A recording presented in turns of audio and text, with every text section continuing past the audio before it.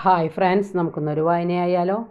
അവൻ പ്രതാപവാനും ജയശാലിയുമാണ്. അവൻ വിനയാന്വിതനായി കഴുതപ്പുറത്ത് കയറി വരുന്നു. എന്താ സംഭവം നമുക്ക് നോക്കിയാലോ. വിനയത്തിൻ്റെ മാതൃകയായിട്ടാണ് കഴുത ബൈബിളിൽ പരിഗണിക്കപ്പെടുന്നത്. യുദ്ധം ചെയ്യാൻ പോകുന്ന രാജാവ് കഴുതപ്പുറത്ത് യാത്ര ചെയ്യുന്നു. എന്നാൽ യുദ്ധം ജയിച്ച് നഗരത്തിലേക്ക് മടങ്ങി വരുന്നത് കഴുതപ്പുറത്തായിരിക്കും. സമാധാനം പുനഃസ്ഥാപിച്ചതിൻ്റെ അടയാളം കൂടിയാണ് കഴുത. യേശു കഴുതപ്പുറത്ത് യാത്ര ചെയ്ത് നഗരത്തിൽ പ്രവേശിക്കുമ്പോൾ ഈ സന്ദേശമാണ് ലഭിക്കുന്നത്. ഇതൊരു പ്രവചനത്തിൻ്റെ പൂർത്തീകരണവുമാണ്. അവൻ പ്രതാപവാനും ജയശാലിയുമാണ്. അവൻ വിനയാന്വിതനായി കഴുതപ്പുറത്ത് കയറി വരുന്നു.